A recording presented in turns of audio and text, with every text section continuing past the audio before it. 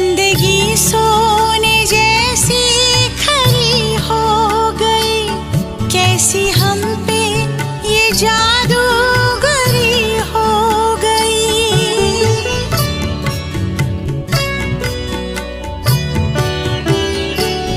जिंदगी सोने जैसी खरी हो गई, कैसी हम पे ये जादूगरी हो गई। जीवन में आई,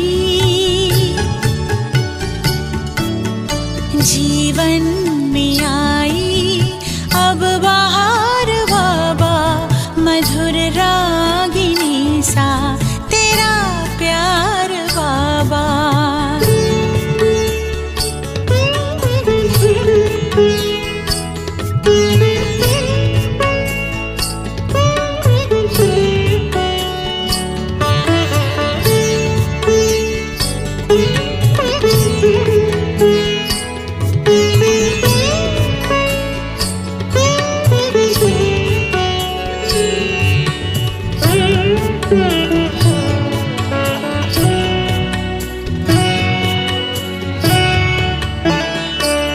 ज्ञान की पाई अनमोल हमने निधि, योग की तुमसे सीखी अनोखी विधि।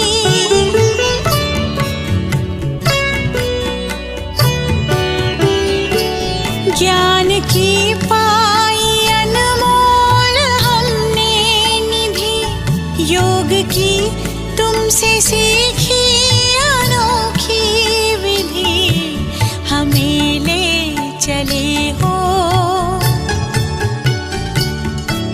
हमें ले चले हो उस पार बाबा, मधुर रागिनी सा तेरा प्यार बाबा।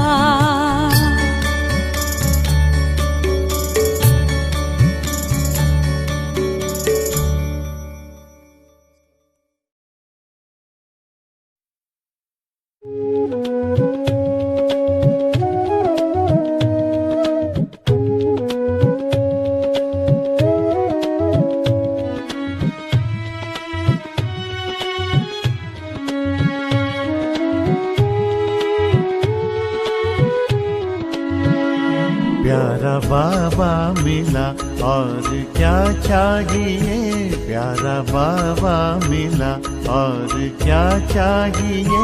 प्यार में दादियों के समा जाइए, प्यारा बाबा मिला और क्या चाहिए। भाग्य से दैवी परिवार प्यारा मिला, भाग्य से दैवी परिवार प्यारा मिला। अब तो दुनिया से कुछ भी नहीं चाहिए, अब तो दुनिया से कुछ भी नहीं चाहिए। प्यारा बाबा मिला और क्या चाहिए।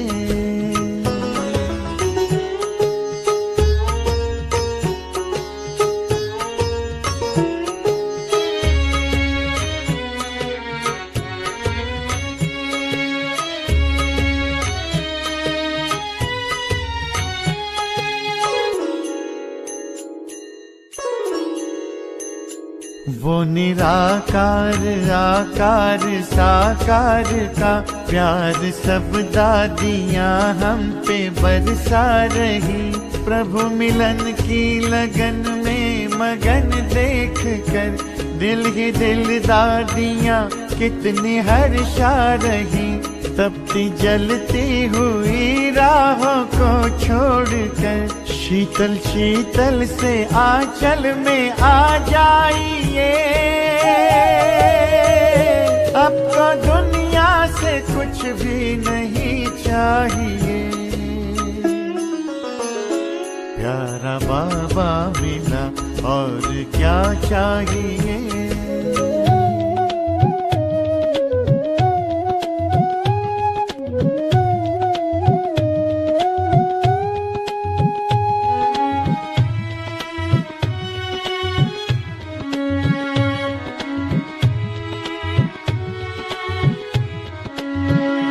सबको शुभ कामनाएं हम देते चले, सबके दिल की दुआएं हम लेते चले।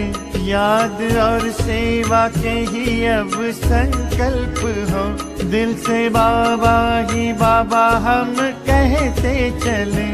संगम युग का समय कितना अनमोल है, दादी जी संग सफल इसको कर जाइए।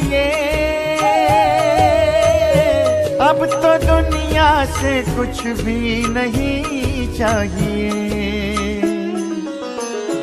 प्यारा बाबा मिला और क्या चाहिए, प्यारा बाबा मिला और क्या चाहिए। प्यार में दादियों के समा जाइए, प्यारा बाबा मिला और क्या चाहिए, प्यारा बाबा मिला और क्या चाहिए, प्यारा बाबा मिला।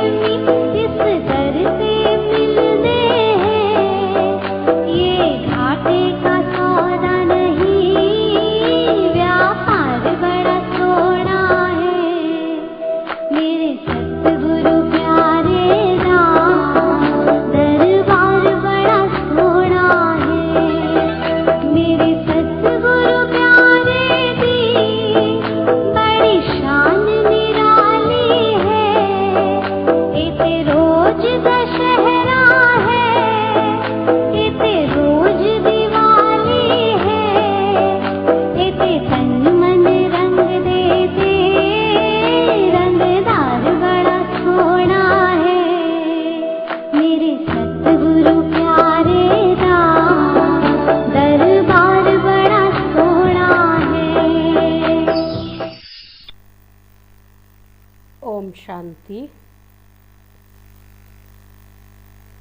आज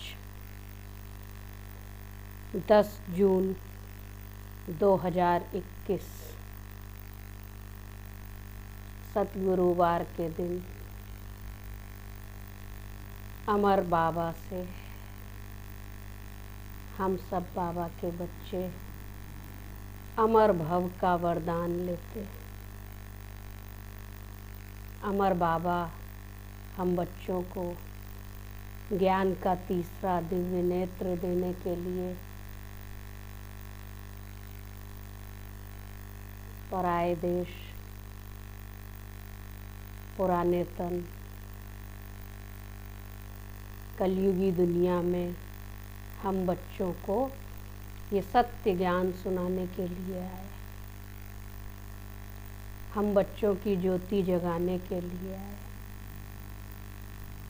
नई सतयुगी दुनिया का वर्षा देने के लिए आए। तो हम बच्चों को भी क्या करना चाहिए?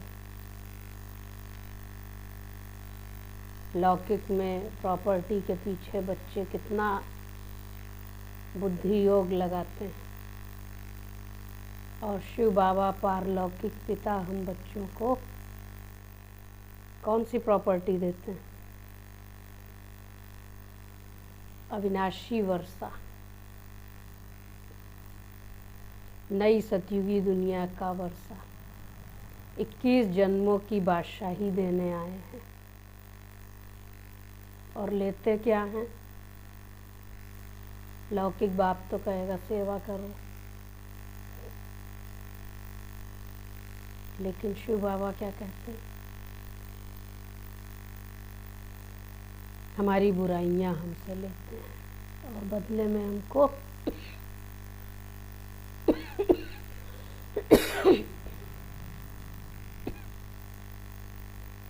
में हमको नई सतयुगी दुनिया का 21 जन्मों के लिए वर्षा देते हैं। तो पारलौकिक बाप के साथ हम रूहों का संबंध, बाप और बच्चे का। तो अभी हम सब बाबा के मधुर महावाक्य सुनेंगे आज के।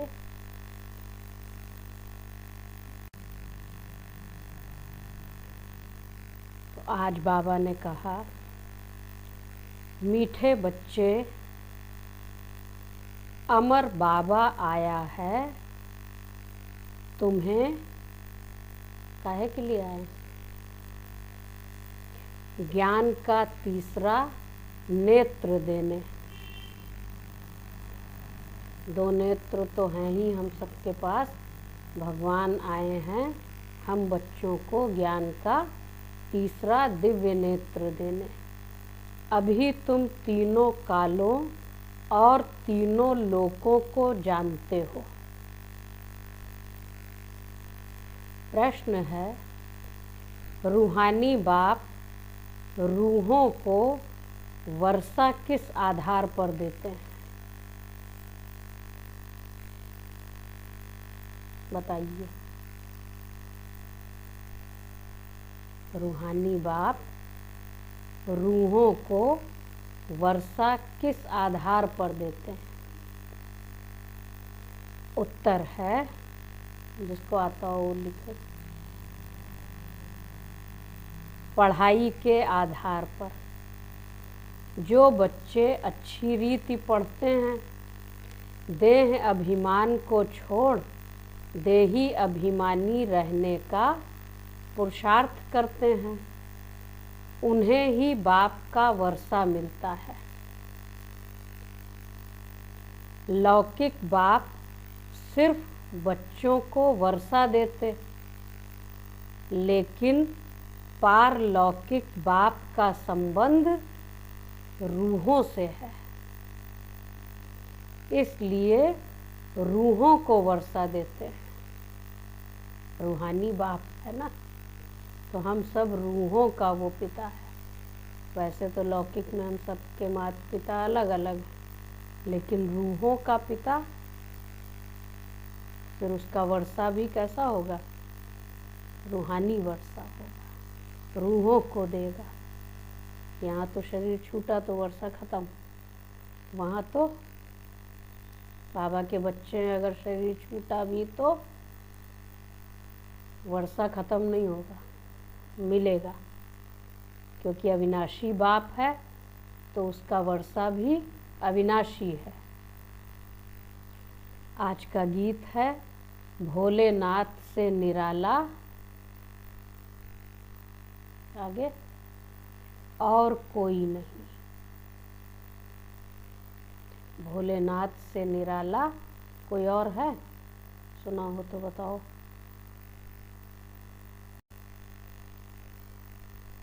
ओम शांति।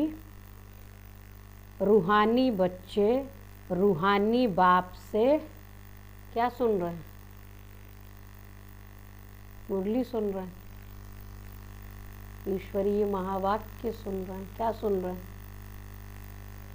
हम सब बच्चे क्या सुन रहे हैं? रूहानी बच्चे रूहानी बाप से अमर कथा सुन रहे हैं। क्या सुन रहे हैं? अमर कथा सुन रहे हैं। जब बच्चों को कोई कहानी सुनाई जाती है तो कितना इंटरेस्ट से सुनते हैं। तो बाबा हम बच्चों को अमर कथा सुना रहे हैं। इस मृत्यु लोक से अमर लोक में जाने के लिए निर्वाण धाम को अमर लोक नहीं कहा जाता। अमर लोक जहाँ तुम अकाले मृत्यु को नहीं पाते हो, इसलिए उनको अमर लोक कहा जाता है। रूहानी बाप जिसको अमरनाथ कहा जाता है, जरूर अमर लोक में ले जाने के लिए मृत्यु लोक में कथा सुनाएंगे। 3 कथाएं भारत में ही मशहूर हैं। कौन सी 3 कथाएं भारत में प्रचलित हैं, बहुत फेमस है? बताइए, लिखिए कौन सी 3 कथाएं हैं। एक तो बाबा ने अभी बता ही दी, बाकी 2 और कौन सी हैं? 3 कथाएं, अमर कथा, सत्यनारायण की कथा और तीसरी तीजरी की कथा। भक्ति मार्ग में तो तीजरी का अर्थ कोई समझते ही नहीं है। ज्ञान का तीसरा नेत्र सिवाय ज्ञान सागर अमर बाबा के कोई दे न सके। यह भी झूठी कथाएं सुनाते हैं। मीठे मीठे रूहानी बच्चे अब जान गए हैं। क्या जान गए? कि हमको अब ज्ञान का तीसरा नेत्र मिल रहा है, जिस तीसरे नेत्र से तीनों कालों तीनों लोकों को तुम जान चुके हो। मूल वतन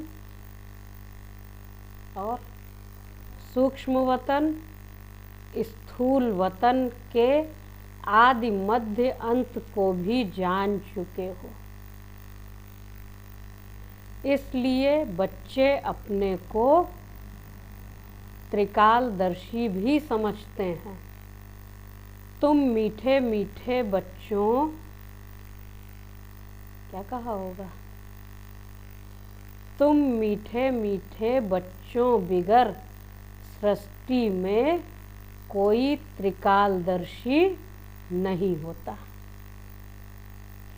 तीनों कालों अर्थात सृष्टि के आदि मध्य अंत को नहीं जानते।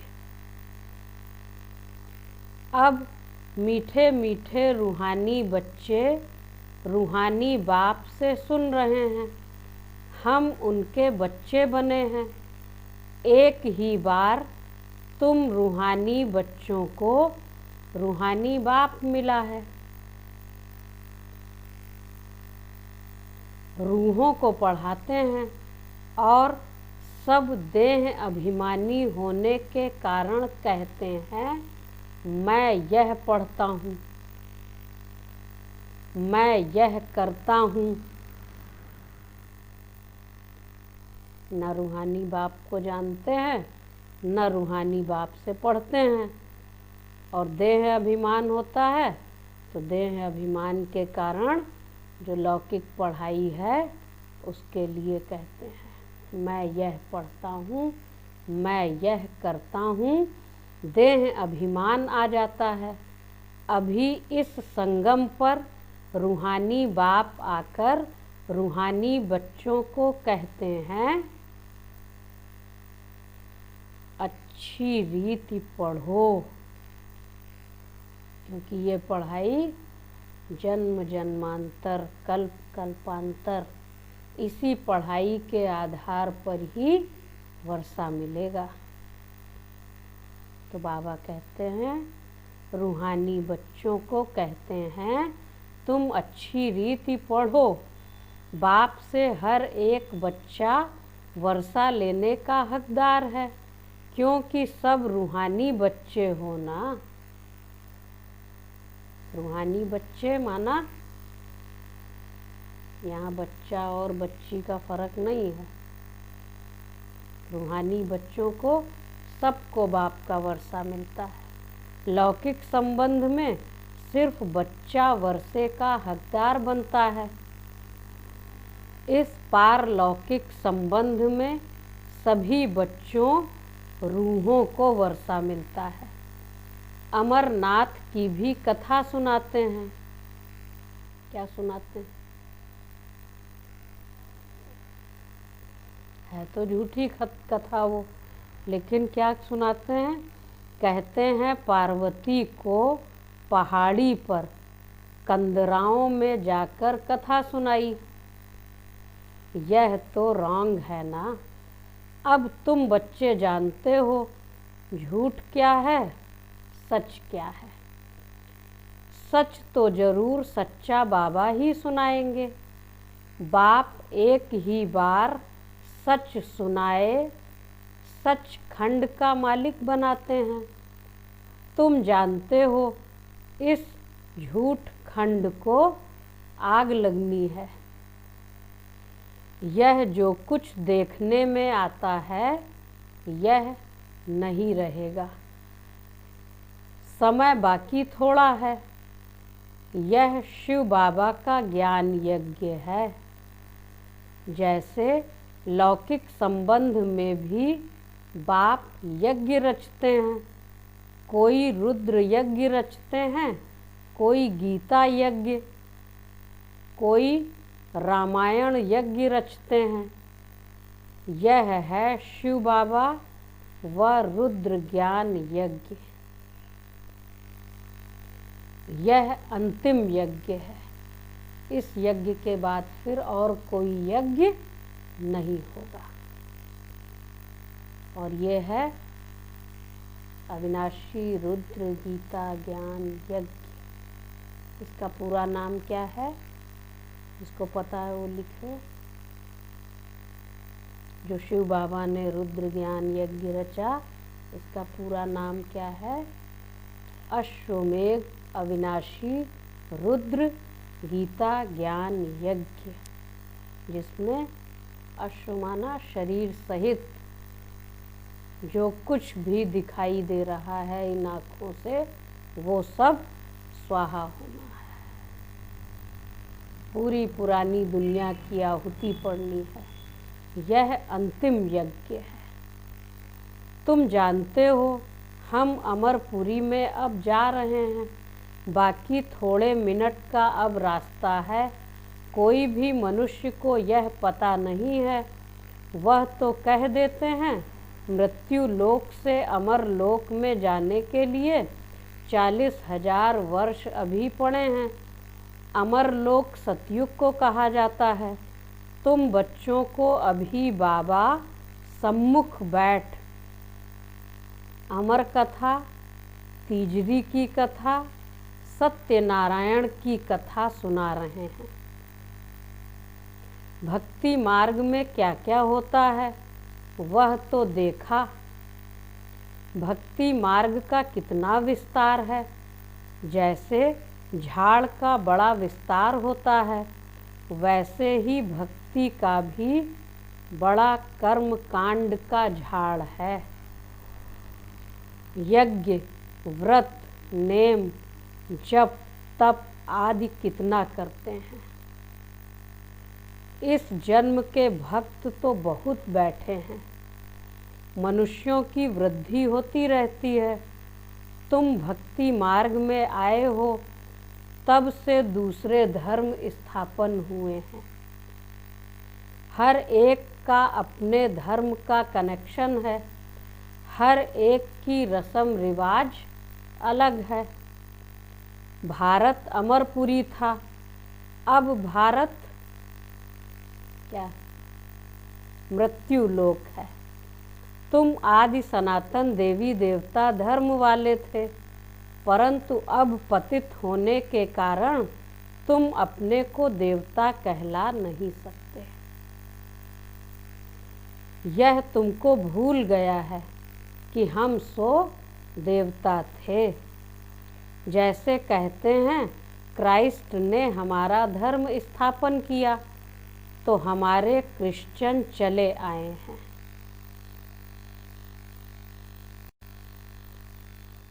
तो क्राइस्ट ने क्रिश्चियन धर्म स्थापन किया, तो फिर उनका धर्म वृद्धि को पाता आया।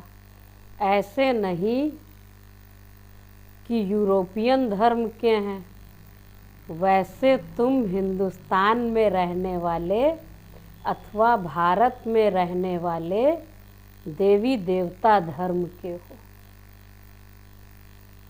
परंतु अपने को देवता कहला नहीं सकते। क्यों नहीं कहला सकते? जब देवी देवता धर्म के हैं तो क्यों नहीं कहला सकते? समझते हो हम तो पापी, नीच, कंगाल, विकारी हैं। गाते भी हैं इसीलिए भक्ति में, मैं मूर्ख खलकामी, कृपा करो भरता। तो फिर अपने को देवी देवता कैसे कहला सकते हैं? भक्ति मार्ग में मनुष्य दुखी होते हैं तो क्या करते हैं? बाप को ही पुकारते हैं। यह सिर्फ तुम ब्राह्मण बच्चे ही जानते हो कि जिस बाप को पुकारते आए हैं वह हमको बेहद का वर्षा देने के लिए अमर कथा सुना रहे हैं। हम अमरपुरी के मालिक बनने वाले हैं। अमरपुरी को स्वर्ग कहा जाता है। तुम कहेंगे हम स्वर्गवासी बनने के लिए पुरुषार्थ कर रहे हैं। कलयुग में मनुष्य मरते हैं तो कहते हैं स्वर्गवासी हुआ। अब उसने कोई स्वर्ग में जाने के लिए पुरुषार्थ थोड़े ही किया। तुम तो पुरुषार्थ कर रहे हो, तो जो पुरुषार्थ करेगा वही जाएगा। बिना पुरुषार्थ के कैसे चले जाएंगे स्वर्ग में? भले ही वो कहते हैं। तुम तो पुरुषार्थ कर रहे हो अमरपुरी वैकुंठ में जाने के लिए। पुरुषार्थ कराने वाला कौन? कर तो रहे हैं, सारी दुनिया कुछ न कुछ मेहनत कर रही है, लेकिन अमरपुरी वैकुंठ में जाने के लिए पुरुषार्थ कराने वाला कौन? कौन करा रहा हम बच्चों से पुरुषार्थ? अमर बाबा, जिसको अमरनाथ भी कहा जाता है। इस यज्ञ को पाठशाला भी कहा जाता है। दूसरे कोई पाठशाला को यज्ञ नहीं कहा जाता है। यह यज्ञ कैसा है? पाठशाला भी है, यज्ञ भी है, और दूसरे कोई पाठशाला को यज्ञ नहीं कहा जाता। यज्ञ अलग रचे जाते हैं जिसमें ब्राह्मण लोग बैठ मंत्र पढ़ते हैं। बाप कहते हैं यह तुम्हारा कॉलेज भी है, यज्ञ भी है। दोनों इकट्ठे हैं। तुम जानते हो इस ज्ञान यज्ञ से विनाश ज्वाला प्रज्वलित हुई है। इसमें सारी दुनिया स्वाहा हो जानी है, फिर नई दुनिया बननी है। इसका नाम ही है महाभारी महाभारत लड़ाई। इस जैसी लड़ाई और कोई होती नहीं। यह अंतिम यज्ञ है और इस यज्ञ से ही विनाश ज्वाला प्रज्वलित होगी। इसमें सारी दुनिया स्वाहा हो जानी है, फिर नई दुनिया बननी है। इसका नाम ही है महाभारी महाभारत लड़ाई। इस जैसी लड़ाई और कोई होती नहीं। कहते हैं युद्ध में मूसलों से लड़ाई हुई। तुम्हारे साथ लड़ाई तो है नहीं। है लड़ाई, क्या कहें?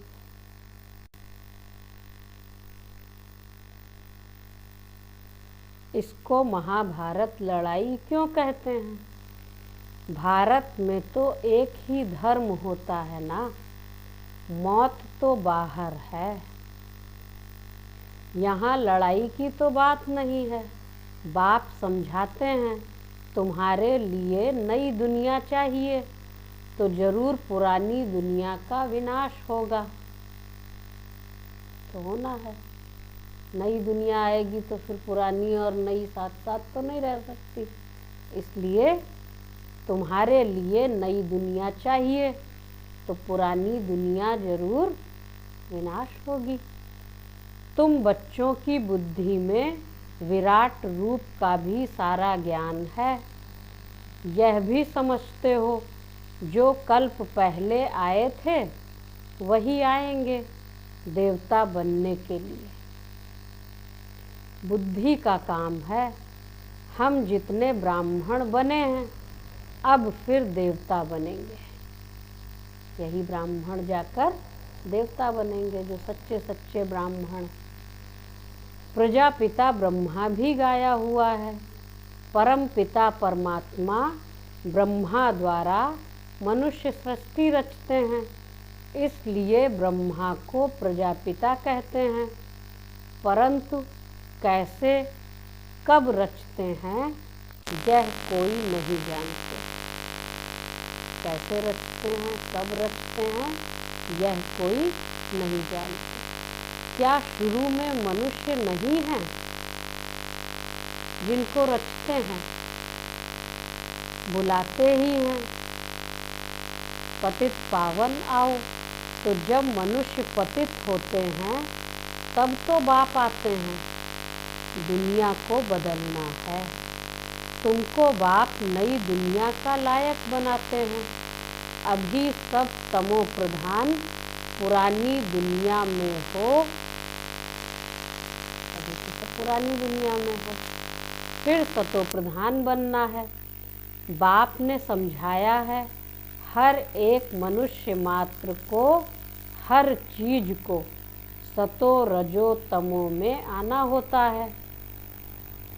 नई दुनिया से पुरानी जरूर होती है। कैसे हुई, किसने की? तो नया तो बनाना पड़ता है, पुराना बनाना थोड़ा पड़ता। पुराना तो ऑटोमेटिक हो जाता। हर चीज सतो रजो तमो अवस्था में आती है। तो फिर कपड़ा भी नया पहनते हैं, फिर पुराना होता है। तुमको ज्ञान मिला है, सच्ची सत्य नारायण की कथा अभी तुम सुन रहे हो। गीता है सर्वशास्त्र शिरोमणि। क्या कहते हैं गीता? सर्वशास्त्रमयी शिरोमणि। बाकी हैं उनके बाल बच्चे। जैसे ब्रह्मा की वंशावली वैसे गीता है मुख्य। ऊंचते ऊंच माँ बाप, बाकी हैं बच्चे।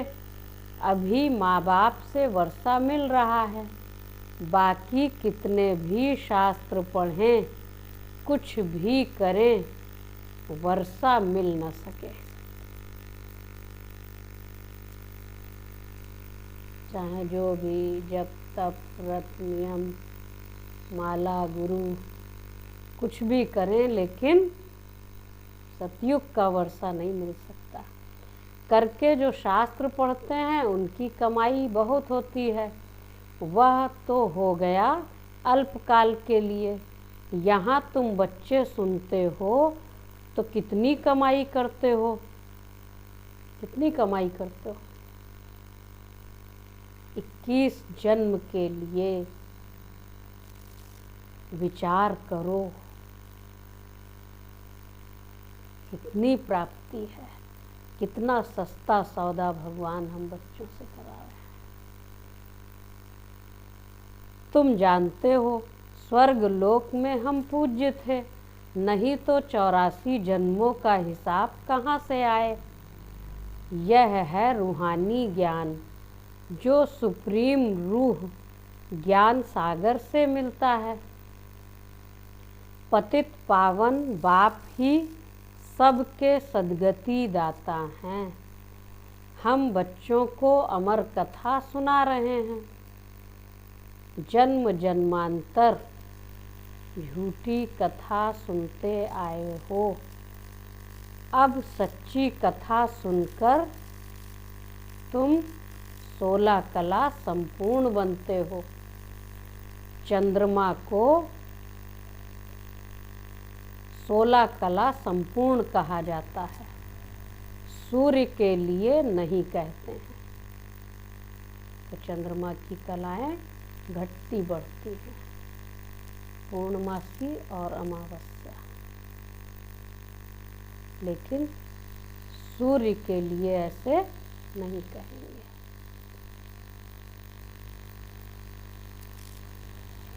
तुम जानते हो हम आत्माएं भविष्य में सर्वगुण संपन्न 16 कला संपूर्ण बनेंगे।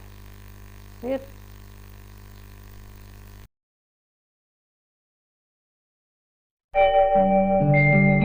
ओम शांति शांति, ओम शांति शांति। अंतर मन में ज्योति जगा लो, होगा दूर अंधेरा।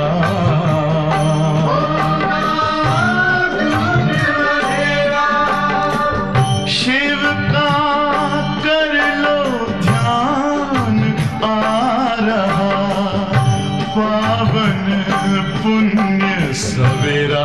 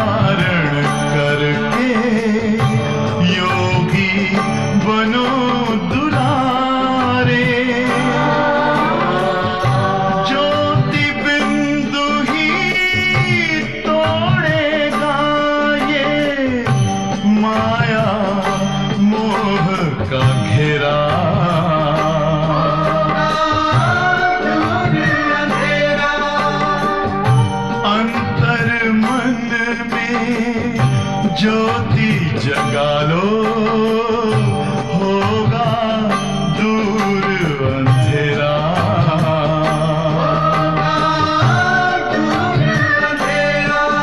ओम शांति, ओम शांति,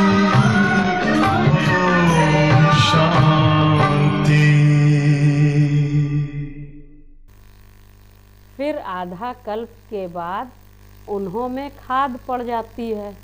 अभी तुम समझते हो हम फिर से सर्वगुण संपन्न, 16 कला संपन्न, 100 देवता फिर से बन रहे हैं।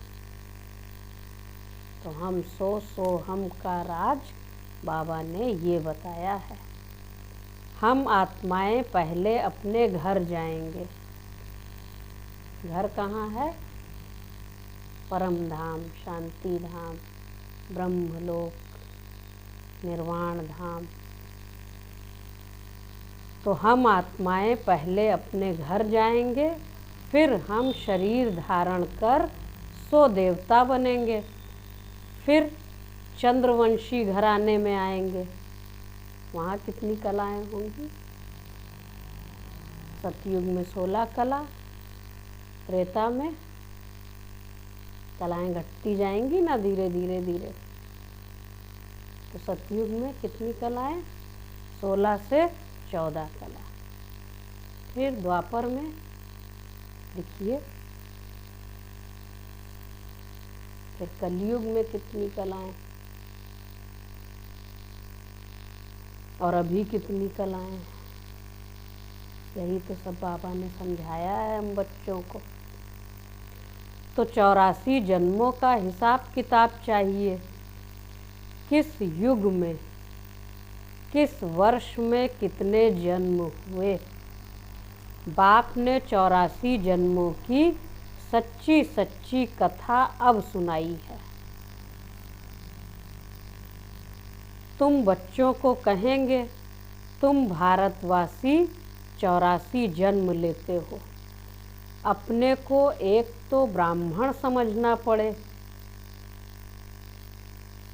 मम्मा बाबा कहते हो ना, तो वर्षा शिव बाबा से लेते हो। वर्षा शिव बाबा से लेते हो, ब्रह्मा बाबा द्वारा। ब्रह्मा भी उनका हो गया। ब्रह्मा से वर्षा मिल न सके, भल ब्रह्मा के थ्रू ही देते हैं, लेकिन ब्रह्मा से वर्षा नहीं मिल सकता। यह भी भाई हो गया, यह शरीरधारी है ना। तुम सब बच्चे वर्षा उनसे लेते हो, इनसे नहीं, इनसे ब्रह्मा बाबा से। जिससे वर्षा नहीं पाना है उनको याद करना है कि नहीं? जिससे वर्षा नहीं पाना है उनको याद नहीं करना है। ठीक है, तो किसको याद करेंगे? शिव बाबा को। तो शिव बाबा क्या समझा रहे थे? जिससे वर्षा नहीं पाना है उनको याद नहीं करना है। एक शिव बाबा को ही याद करना है। उनको ही कहते हैं तुम मात पिता हम बालक तेरे। तुम इनके पास आते हो तो बुद्धि में रहता है हम शिव बाबा के पास जाते हैं। याद शिव बाबा को ही करना है। आत्मा बिंदी है, उसमें 84 जन्मों का पार्ट नूंधा हुआ है। आत्मा भ्रकुटी के बीच में रहती है। सब बातें शिव बाबा समझा रहे हैं। आत्मा कैसी है? बिंदी है, उसमें 84 जन्मों का पार्ट नूंदा हुआ है। आत्मा भ्रकुटी के बीच में रहती है, उड़ती भी सेकंड में है। मैं आत्मा एक शरीर छोड़ दूसरा लेता हूँ। छोटी सी आत्मा फट से उड़ जाती, कोई देख भी नहीं सकता। भ्रकुटी के बीच जाए विराजमान होता हूँ। बुद्धि में समझ है, हमारी आत्मा ऐसी है।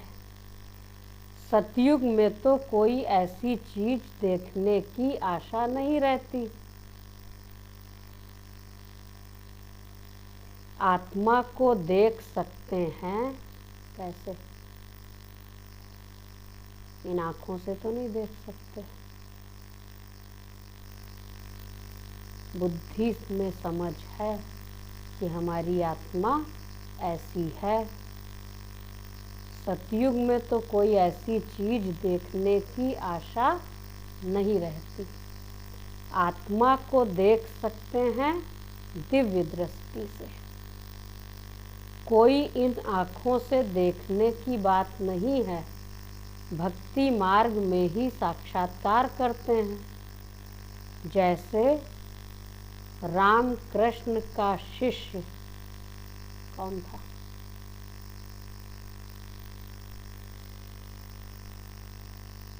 जैसे राम कृष्ण का शिष्य विवेकानंद था। उसने बताया है, मैं सामने बैठा था तो उनकी आत्मा निकल मेरे में प्रवेश हो गई। ऐसे कोई होता नहीं है। आत्मा कैसे एक शरीर छोड़ दूसरे में प्रवेश करती है, यह सब बातें तुम बच्चों को समझाई जाती है। ऐसे नहीं कि आत्मा निकली और दूसरे में ऐसे प्रवेश कर गई, माना समा गई।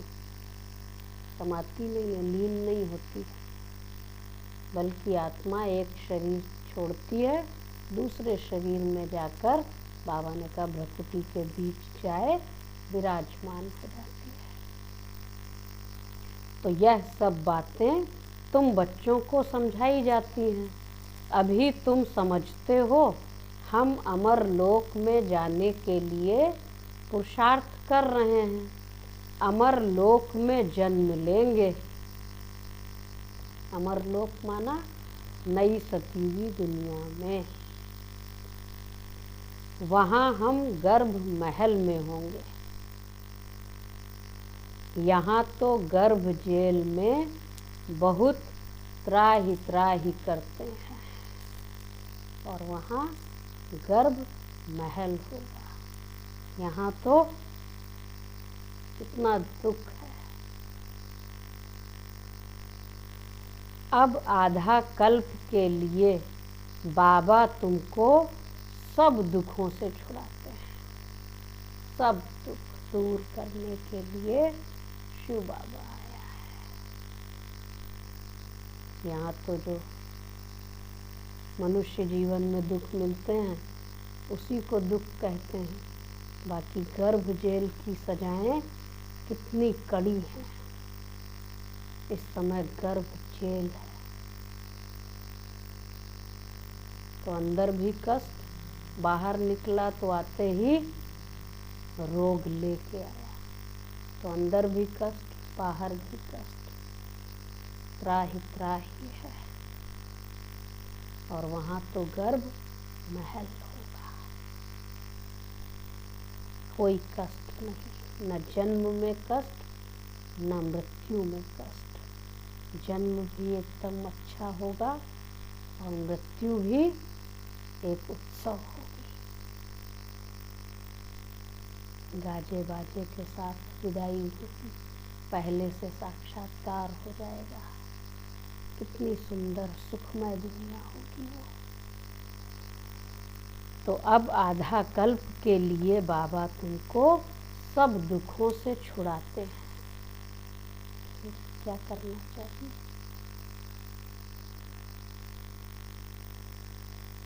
बाबा आए हैं सुख का वर्षा देने, सुख धाम ले जाने।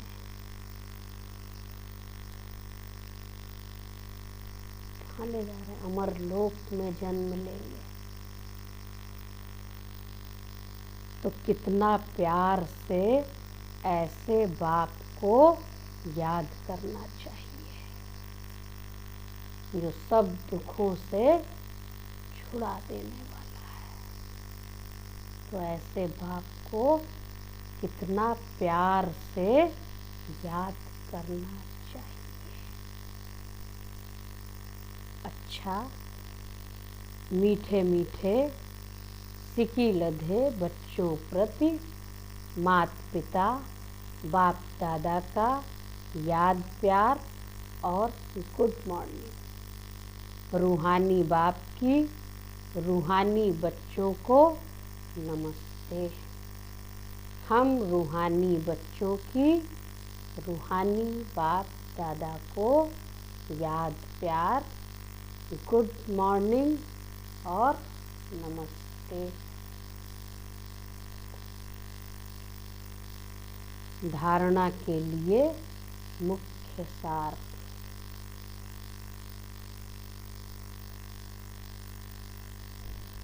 तो आज की मुरली में धारणा की मुख्य पॉइंट्स कौन सी हैं? क्या क्या करना है, क्या नहीं करना है,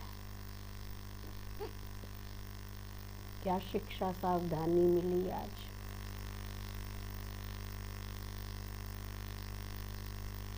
अमर बाबा आया है। हम बच्चों को क्या सुनाने? 3 कथाएं। कौन सी 3 कथाएं? अमर कथा, सच्ची सच्ची सत्यनारायण की कथा और तीजरी की कथा।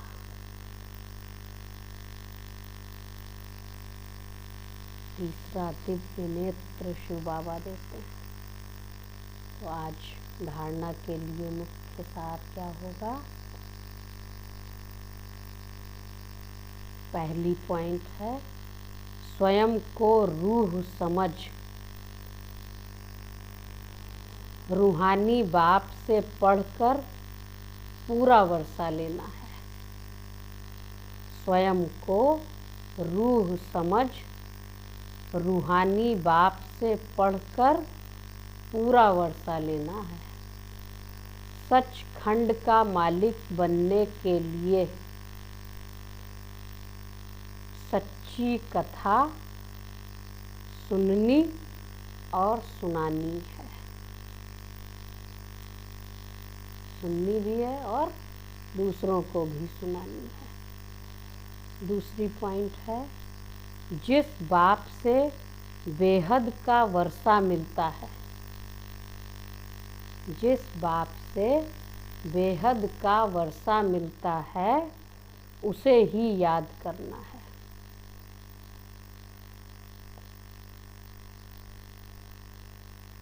किसी देहधारी को नहीं। इस पुरानी दुनिया को आग लगनी है,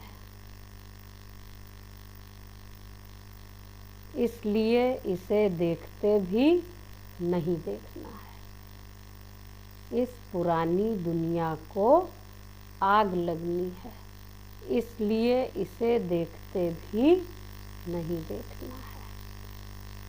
आज का वरदान है मन मनाभव की विधि द्वारा, मन मनाभव की विधि द्वारा मन रस की स्थिति का, मन रस की स्थिति का अनुभव करने और कराने वाले सर्व बंधन मुक्त भव। जो बच्चे लोहे की जंजीरें और महीन धागों के बंधन को तोड़ बंधन मुक्त स्थिति में रहते हैं। जो बच्चे लोहे की जंजीर और महीन धागों के बंधन को तोड़ बंधन मुक्त स्थिति में रहते हैं, वे कलयुगी स्थूल वस्तुओं की रचना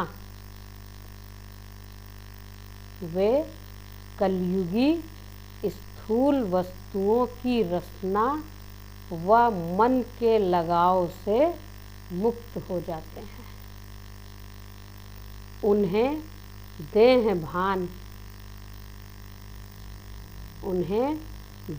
अभिमान व देह के पुरानी दुनिया की कोई भी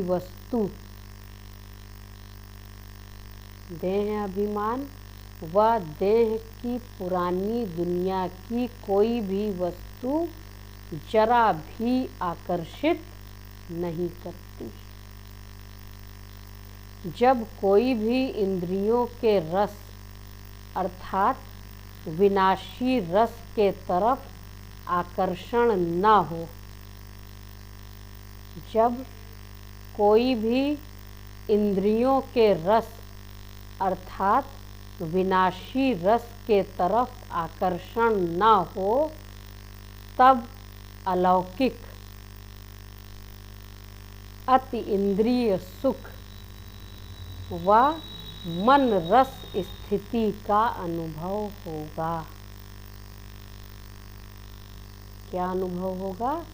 अलौकिक अति इंद्रिय सुख व मन रस स्थिति का अनुभव होता है। इसके लिए निरंतर मन मनाभव की स्थिति चाहिए। इसलिए बाबा ने क्या कहा, कितना प्यार से ऐसे बाप को याद करना चाहिए कि कहीं भी कलयुगी दुनिया की कोई भी वस्तु, वैभव, लोहे की मोटी जंजीरें जिनको हम सब 5 विकार कहते हैं, और महीन धागे जो इन छोटी बातों में मन और बुद्धि अटक जाता है, तो क्या कहते हैं, अच्छा नहीं है लेकिन अच्छा लगता है। तो अच्छा लगना माना आँखों को कोई चीज़ अच्छी लगती है, कानों को कोई चीज़ अच्छी लगती है, मुख को कोई चीज़ अच्छी लगती है। तो ये इंद्रिय रस है। तो अगर ये कंट्रोल में नहीं है, चाहते कुछ हैं होता कुछ है। तो गुलजार दादी कहानी सुनाती थी ना कि लास्ट समय उसको, एक आत्मा थी बाबा की बच्ची, लास्ट समय उसको गोलगप्पे याद आए।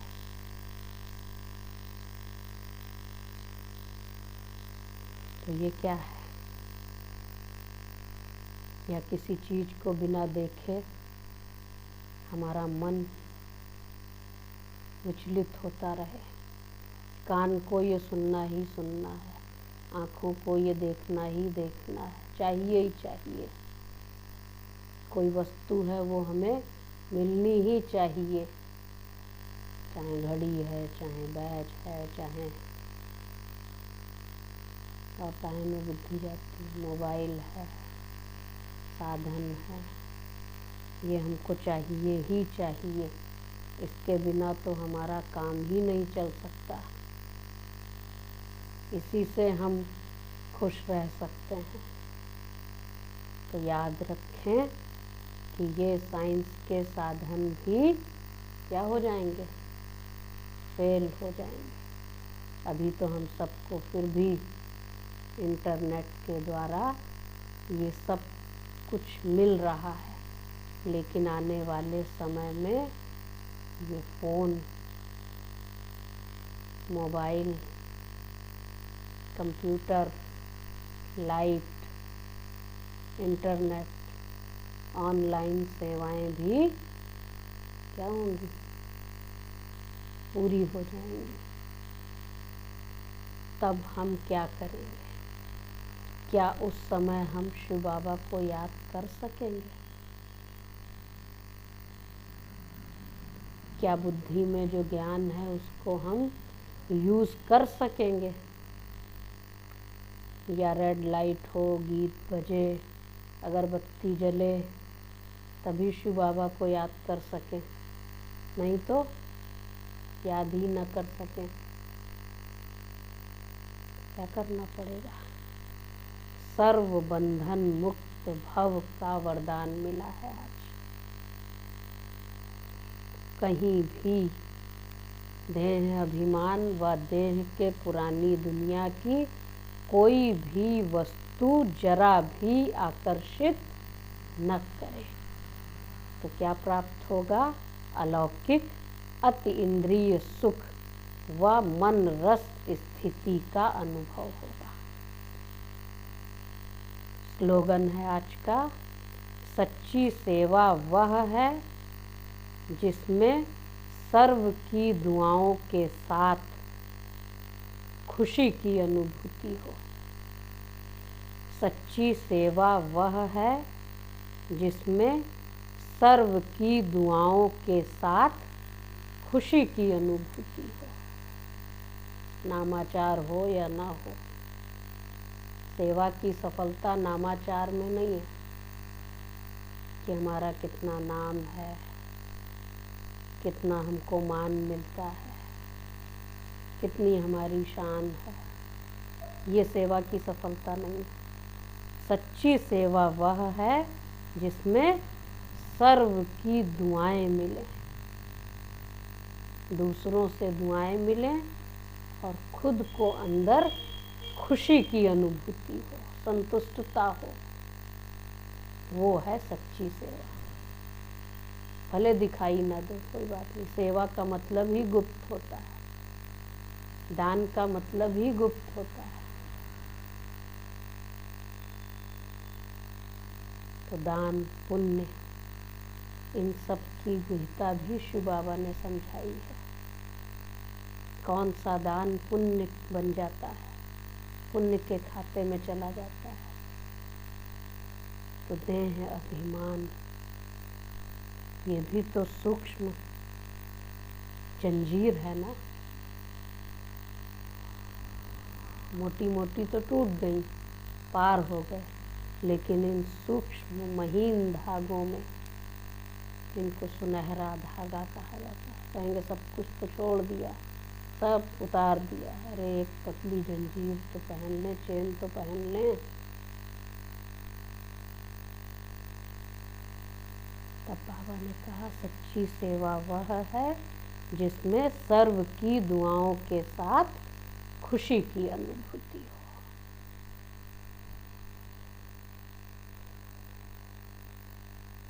अच्छा, ओम शांति।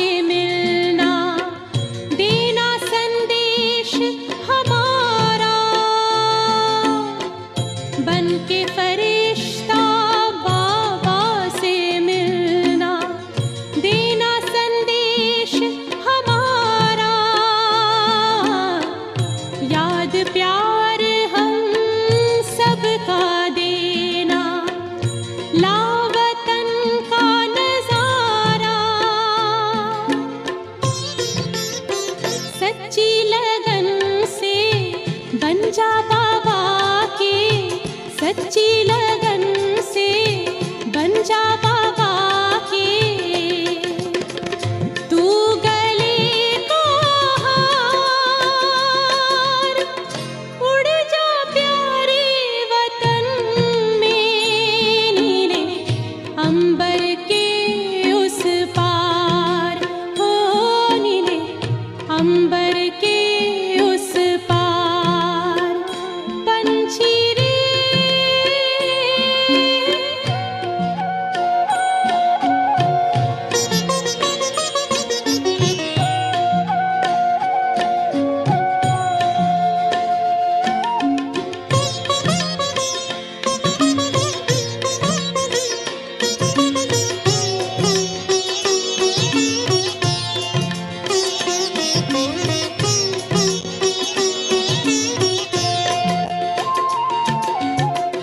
ओ बाबा तुम मात पिता हो, तुम ही हो जग के तारनहार।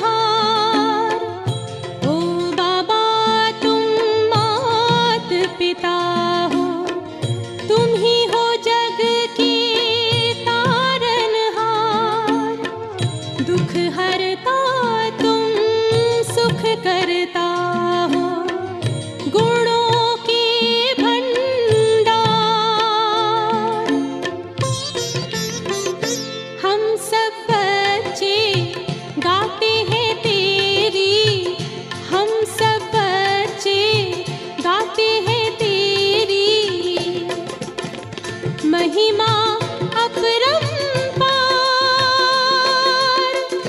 उड़ जा प्यारे वतन में, नीले अंबर के उस पार, नीले अंबर के उस पार।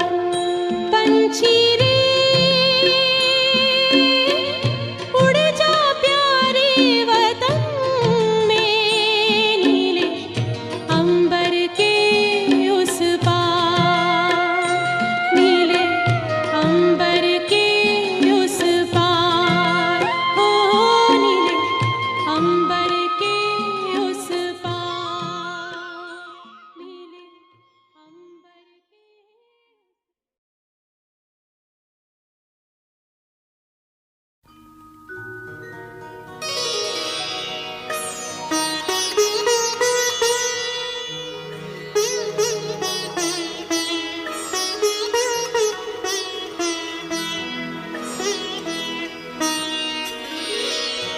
तेरी याद का अमृत पीते हैं, तेरी याद का अमृत पीते हैं, तेरी याद में जीते हैं बाबा, तेरी याद में जीते हैं बाबा।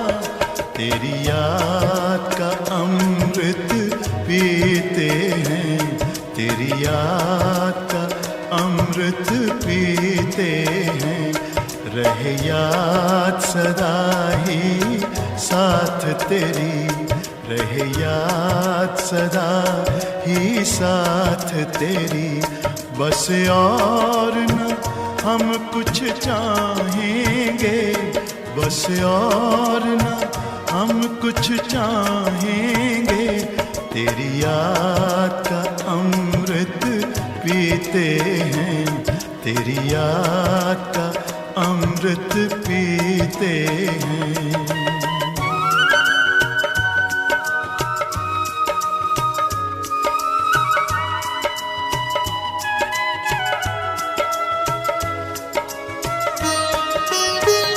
जो पल बीते तेरी यादों में, जो पल बीते तेरी यादों में, वो पल अविनाशी होते हैं, वो पल अविनाशी होते हैं। हर पल को सफल बना देंगे, हर पल को सफल बना देंगे। तेरी याद कभी ना छोड़ेंगे, तेरी याद कभी ना छोड़ेंगे। तेरी याद का अमृत पीते हैं, तेरी याद का अमृत पीते हैं।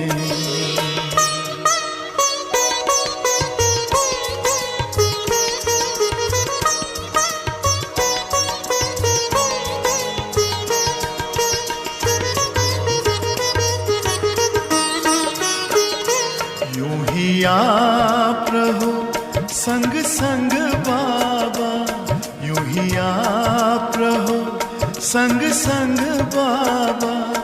इस दुनिया के सुख पाने क्या, इस दुनिया के सुख पाने क्या।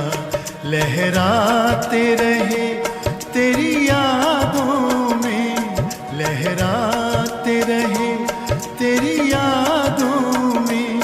उन यादों में खो जाएंगे, उन यादों में खो जाएंगे। तेरी याद का अमृत पीते हैं, तेरी याद का अमृत पीते हैं। तेरी याद में जीते हैं बाबा, तेरी याद में जीते हैं बाबा। तेरी याद का अमृत पीते हैं, तेरी याद का अमृत पीते हैं। रहे याद सदा ही साथ तेरी, रहे याद सदा ही साथ तेरी। बस और न हम कुछ चाहेंगे, बस और न हम कुछ चाहेंगे। तेरी याद का अमृत पीते हैं, तेरी याद का अमृत पीते हैं। तेरी याद का अमृत पीते हैं, तेरी याद का अमृत पीते हैं।